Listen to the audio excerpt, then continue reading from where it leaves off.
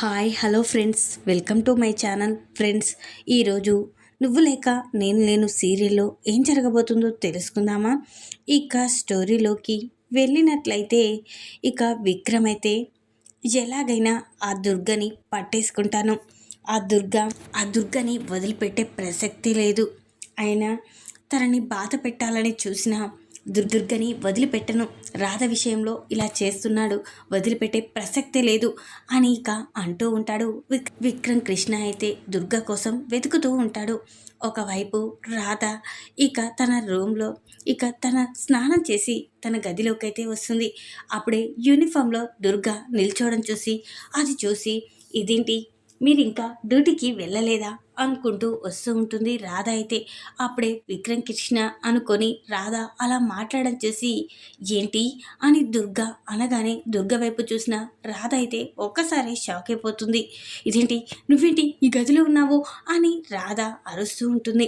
అప్పుడే దుర్గ, నేనే వస్తాను, నిన్ను తీసుకువెళ్తాను, ఇంకా నువ్వు ఇంట్లో ఉండని అవసరం లేదు, నేను నీ ప్రియురాన్ని, నేను ప్రియుణ్ణి అని ఇక అంటూ ఉంటాడు. దుర్గ అయితే లేదు, నువ్వు ఇక్కడి నుంచి వెళ్ళిపో, అందరు నన్ను అపార్థం చేసుకుంటారు, ప్లీజ్ ఇక్కడి నుంచి వెళ్ళిపో అని ఇక గట్టిగా అరుస్తూ ఉంటుంది.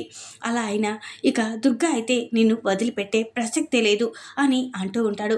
అదే సమయానికి ప్రియ అయితే ఈ దుర్గగాడు వచ్చేసినట్లుంది, ఎలాగైనా ఈ దుర్గని ఇక రాధ ఇద్దరు ఒకే గదిలో ఉండడం ఖచ్చితంగా ఫ్యామిలీ వాళ్ళు చూసేలా చేస్తాను, మళ్ళీ ఇక ఫ్యామిలీ మొత్తం రాధని అపార్థం చేసుకునేలా చేస్తాను అని ఇక ప్రియ అయితే ప్లాన్ ప్రకారం ఇక అందరినీ అరుస్తూ పిలుస్తూ ఉంటుంది.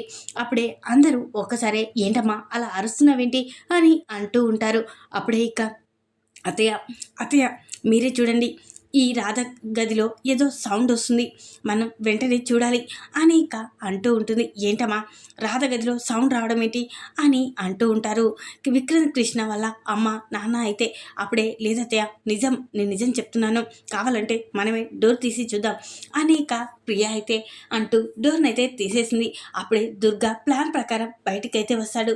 అది చూసిన ఇక ప్రియ అయితే చూశారు కదా, ఇంట్లో వాళ్ళంతా చూశారు కదా, రాధని వెనకేసుకొచ్చిన వాళ్ళంతా తెలుసుకోండి ఆ రాధ ఎలాంటిదో, ఇక తను ప్రేమించిన అబ్బాయితో ఎలా సరసలాడుతుందో, బావని పెళ్లి చేసుకున్నాక కూడా అలా సరసలాడుతుంది, చూసావు కదా మన కళ్ళు కప్పి బావని కూడా మోసం చేస్తుంది, చూశారు కదా ఒకే గదిలో వాళ్ళిద్దరూ అని ఇక ప్రియ మాట్లాడుతూ ఉంటుంది.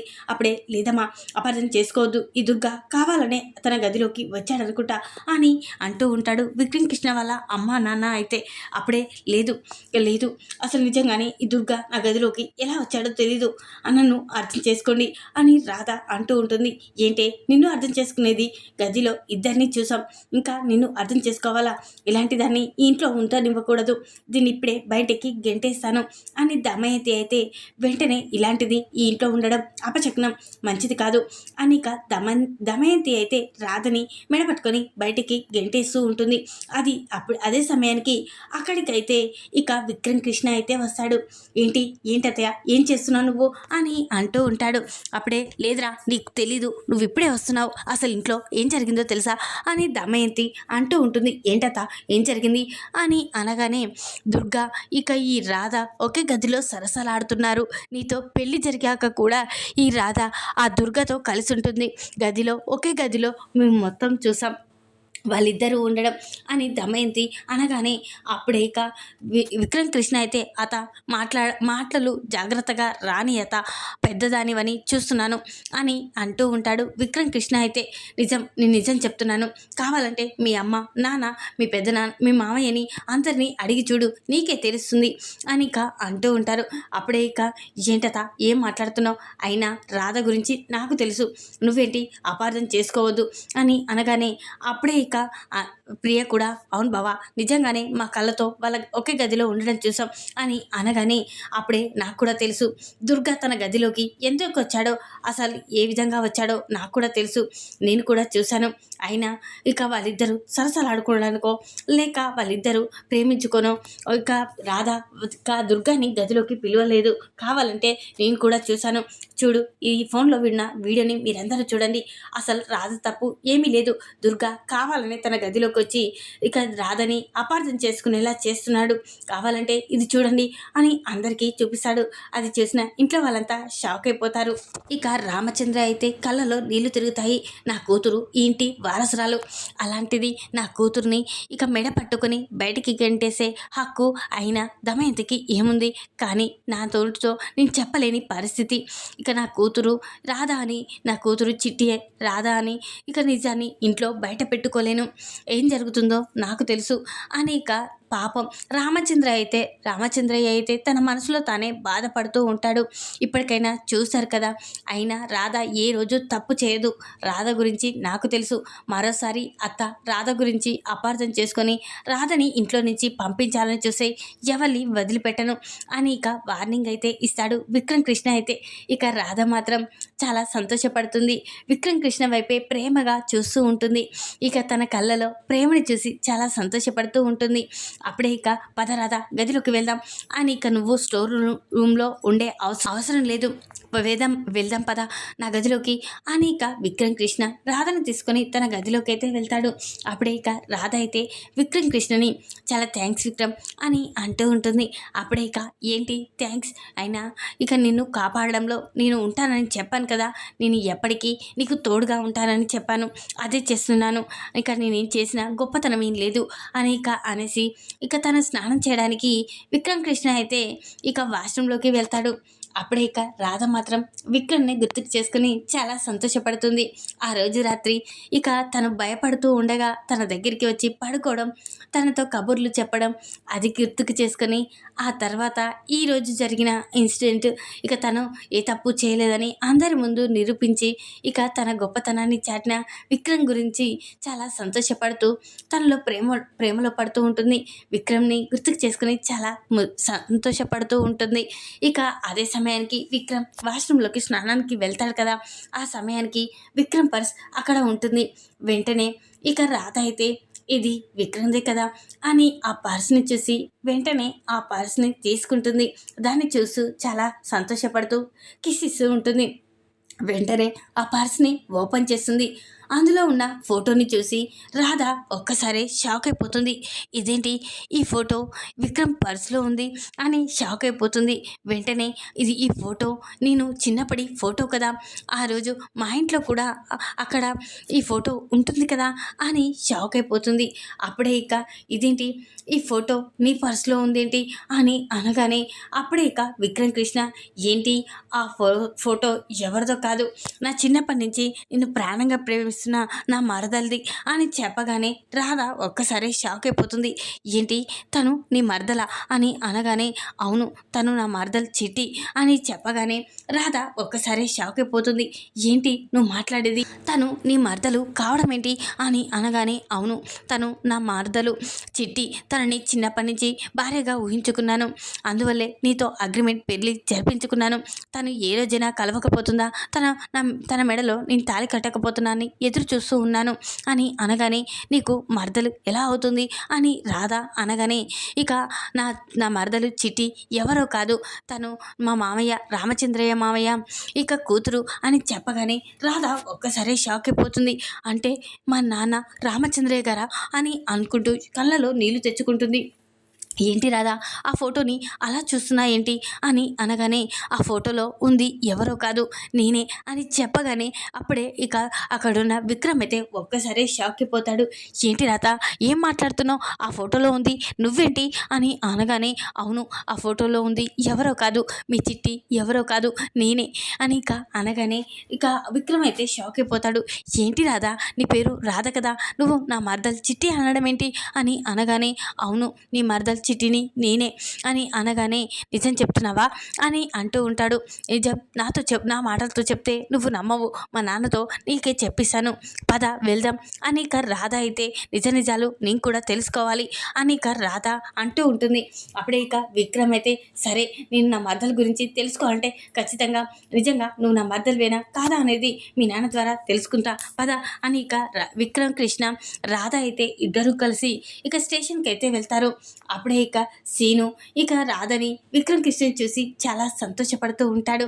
అమ్మ రాధ, ఎవరికైతే నువ్వు తోడు కావాలనుకున్నావో వారికే అయ్యావమ్మా అని ఇక అనుకుంటూ ఉంటాడు. సీనయ్య అయితే అప్పుడే ఇక వాళ్ళిద్దరిని చూసి మీ జంట చూడముచ్చటగా ఉందమ్మా అని అంటూ ఉంటాడు.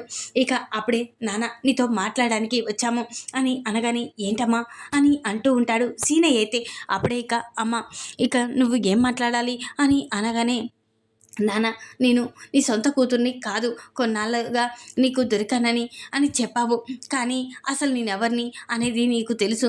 ఈ ఫోటోకి నాకు కారణం ఏంటి, ఇలాంటి ఫోటోవే మన ఇంట్లో కూడా ఉంది అని రాధ ఇక అక్కడున్న విక్రమ్ కృష్ణ ఫోటోని తన పర్సులో ఉన్న ఫోటోని చూపిస్తుంది. అప్పుడే ఇక శ్రీనయ్య అయితే ఒక్కసారి షాక్ అయిపోతాడు. ఏంటమ్మా ఈ ఫోటోని నువ్వు చూసావా, అంటే నీకు తెలిసిపోయిందా నీ ఫ్యామిలీ ఆ ఇంటి వాళ్ళే అని ఇక శ్రీనయ్య తన మనసులో తానే బాధపడుతూ ఉంటాడు. నాన్న చెప్పవేంటి, అసలు నిజమేంటో చెప్పండి, అయినా విక్రమ్ కృష్ణ గారి పర్సులో నా ఫోటో ఉండడం ఏంటి అని ఇక అంటూ ఉంటారు. అప్పుడే ఇక సీనయ్య అయితే అవునమ్మా నువ్వు ఆ ఇంటి మనిషివే, నువ్వు ఆ ఇంటి వారసురాలువే అని అనగానే ఏంటి నాన్న ఏం మాట్లాడుతున్నావు అని అనగానే కొన్నాళ్ళ క్రితం 20 సంవత్సరాల క్రితం నువ్వు నాకు దొరికావమ్మా, ఒక కోనేరులో దొరికావు అని అనగానే రాధ షాక్ అయిపోతుంది. ఏంటి నాన్న నువ్వు మాట్లాడేది అని అనగానే అవునమ్మా అనుకోకుండా నువ్వు మాకు దొరికావు, కానీ అనుకోకుండా ఆ రోజు ఆ ఇంట్లో ఫంక్షన్కి వెళ్ళాం కదా, ఆ రోజు నీ ఫోటో ఆ ఇంట్లో చూసానమ్మా, అప్పుడే తెలుసుకున్నాను నువ్వు అంత గొప్ప ఇంటికి వారసురాలువని, రామచంద్రయ్య గారి కూతురు అని తెలుసుకున్నాను. కానీ ఈ నిజాన్ని ఇక చెప్తే మా నుండి నువ్వు ఎక్కడ దూరం అయిపోతావని ఈ నిజాన్ని ఇన్నాళ్ళుగా ఎవరికి చెప్పలేదమ్మా అని సీనయ్య అనగానే విక్రమ్ అయితే షాక్ అయిపోతాడు. ఏంటి అంకుల్ మీరు చెప్పేది అని అనగానే అవును బాబు, ఇక రాధ ఎవరో కాదు, ఆ ఇంటి రామచంద్రయ్య గారి కూతురు, తన వారసురాలు. ఇక తన గదిలో ఫోటోలు చూశాను, ఇక అన్ని రాధ ఫోటోలో ఉండడమే చూసి ఇక తన ఇంటి వారసురాలని తెలుసుకున్నాను అని ఇక అంటూ ఉంటాడు. ఈ విషయం నేను రామచంద్రయ్య గారికి కూడా చెప్పాను, తను కూడా నన్ను పరామర్శించాడు. ఒకరోజు ఇక అనుమానంతో అడగడంతో రామచంద్రయ్య గారికి నిజాలన్నీ చెప్పాను, కానీ మీ ఇంట్లో ఎవరికి ఇంకా చెప్పలేదా అని అంటూ ఉంటాడు. సీనయ్య అయితే అప్పుడే ఇక అవును మా మామయ్య మాకు ఏ నిజం చెప్పలేదు, కానీ మామయ్యకి రాధే తన కూతురన్న నిజం తెలుసా అని అంటూ ఉంటాడు. విక్రమ్ కృష్ణ అయితే అవును బాబు, ఇక మీ మామయ్య గారికి నిజం తెలుసు, ఇక తను కూడా నా దగ్గర ఫోటో ద్వారా నిజం తెలుసుకున్నాడు అని అనగానే ఇక వెంటనే మనం మామయ్య దగ్గరికి వెళ్ళాలి రాధా అని ఇక వెంటనే ఇక విక్రమ్ కృష్ణ రాధని తీసుకొని తిరిగి ఇంటికైతే వస్తాడు. అప్పుడే రామచంద్రయ్య తన గదిలో ఉండడం చూసి మామయ్య ఎక్కడున్నాడని అది ఇటు వెతుకుతూ ఉంటారు. అప్పుడే ఇక రామచంద్రయ్య తన గదిలో ఉండడం చూసి ఇక విక్రమ్ కృష్ణ అటు రాధ ఇద్దరూ కలిసి రామచంద్రయ్య గదిలోకి అయితే వెళ్తారు. అప్పుడే ఇక రామచంద్రయ్య ఆ ఫోటో చూసు అమ్మ నీ గురించి ఎవరికి చెప్పలేని పరిస్థితి, కానీ ఇక నువ్వు నా కూతురు అని, నువ్వే నా కూతురు అని నేను హక్ చేసుకోవాలని చాలా ఆతృతగా ఉంది, కానీ ఈ నిజాన్ని చెప్పలేని పరిస్థితి అని ఇక తనలో తానే మాట్లాడుతూ ఉంటాడు. అప్పుడే ఇక విక్రమ్ కృష్ణ రాధ ఎంట్రీ ఇస్తారు. అది చూసి ఇక రామచంద్రయ్య ఒక్కసారి షాక్ అయిపోతాడు. ఏంట్రా ఈ గదిలోకి వచ్చారు అని అనగానే మావయ్య ఒక నిజం తెలియాలి అని అనగానే ఏంట్రా అది అని అంటూ ఉంటాడు. చిట్టి ఎక్కడుంది మామయ్య, ఆ నిజం నీకు తెలుసు అని అనగానే చిట్టి నాకు తెలియడం ఏంట్రా, ఆ రోజు మనం అందరం కలిసి కారులో వెళ్తూ ఉండగా మీ అత్తయ్య చిట్టి చనిపోయారు కదా అని అనగానే లేదు మామయ్య అబద్ధం చెప్తున్నారు, అత్తయ్య చనిపోయిన మాట నిజమే, కానీ చిట్టి చనిపోలేదు నీకు తెలుసు అని అనగానే ఏంట్రా ఏం మాట్లాడుతున్నావు ఈరోజు అని రామచంద్రయ్య అంటూ ఉంటాడు. అవును మామయ్య నీకు నిజం తెలుసు, చిట్టి ఎవరో తెలుసు అని అనగానే లేదు నాకు ఎవరు తెలీదు అని అనగానే నాకు తెలుసు, సీనయ్య నీకు నిజం చెప్పాడని తెలుసు, రాధని చిట్టి అని నిజం నాకు కూడా తెలుసు అని అనగానే ఏంట్రా రాధ చిట్టి అన్న నిజం నీకు తెలిసిపోయిందా అని అనగానే అంటే మామయ్య నీకు రాధే చిట్టి అన్న నిజం తెలుసు కదా, చిట్టే నీ కూతురు అని తెలుసు కదా అని అనగానే తెలుసురా అని ఇన్నాళ్ళుగా ఎందుకు చెప్పలేదు మామయ్య అని ఇక అంటూ ఉంటాడు విక్రమ్ కృష్ణ అయితే. అప్పుడే ఇక అవునరా చెప్పలేకపోవడానికి కారణం ఉంది, చెప్పండి మామయ్య అసలు కారణం ఏంటి, నీ కూతుర్ని నువ్వే హక్కున చేర్చుకొని ఇక తనని గోరుముద్దలతో తినిపించే పరిస్థితి అయినా కానీ నీ కూతురని ఎందుకు చెప్పుకోలేదు అని ఇక విక్రమ్ కృష్ణ అంటూ ఉంటాడు. అవునరా కారణం ఉంది, నా కూతురు ఇక రాధనే నా కూతురు చిట్టి అన్న నిజం తెలిస్తే నా కూతుర్ని చంపేస్తారు, ఇక నా కూతురు ఈ ఇంటికి వారసురాలు కాకూడదు, ఈ ఆస్తి తన సొంతం కాకూడదని నా కూతుర్ని చంపాలని చాలామంది ఎదురు చూస్తున్నారు చెప్తారు. ఆ నిజాన్ని చెప్తే ఇక రాధనే చిట్టి అన్న నిజం తెలిసే నా కూతుర్ని నాకు దూరం చేస్తారేమో అని భయంతో చెప్పలేదు అని అనగానే అప్పుడే విక్రమ్ కృష్ణ ఒక్కసారి షాక్ అయిపోతాడు. ఏంటి మావయ్య, అయినా చిట్టిని చంపాలని ఎవరు చూస్తారు? అయినా మన వాళ్ళే కదా అంతా ఉంది అని అనగానే మన వాళ్ళే చంపాలని చూస్తున్నారా? ఎవరు కాదు, దమయంతి నా కూతుర్ని ఎప్పుడెప్పుడు చంపాలా అని చూస్తుంది. అదే రాధయే చిట్టి అన్న నిజం తెలిస్తే ఖచ్చితంగా రాధని నా నుంచి దూరం చేస్తుంది శాశ్వతంగా. అందుకే ఈ నిజాన్ని ఎవరికి చెప్పలేదు, ఎవరికి చెప్పినా వారికి తెలుస్తుందనే చెప్పలేదురా అని ఇక చెప్పగానే, లేదు చిట్టి నా ప్రాణం, చిట్టికి ఏం కాకుండా నేను చూసుకుంటాను. ఇన్నాళ్ళుగా చిట్టిలో ప్రేమ ఇక నేను దాచుకున్నాను. చిట్టి ఎప్పటికైనా వస్తుందన్న ఆలోచనతో ఉన్నాను. కానీ అనుకోకుండా రాధకు నాకు ఆ దేవుడు ముడి వేశాడు. ఇక ఆ ముడి నా చిట్టినే అని తెలిసిపోయింది. ఎప్పటికీ ఈ చెయ్యి విడవను. ఇక చిట్టి నిన్ను ఎప్పటికీ దూరం చేసుకోను అని ఇక నిన్ను కాపాడుకుంటాను.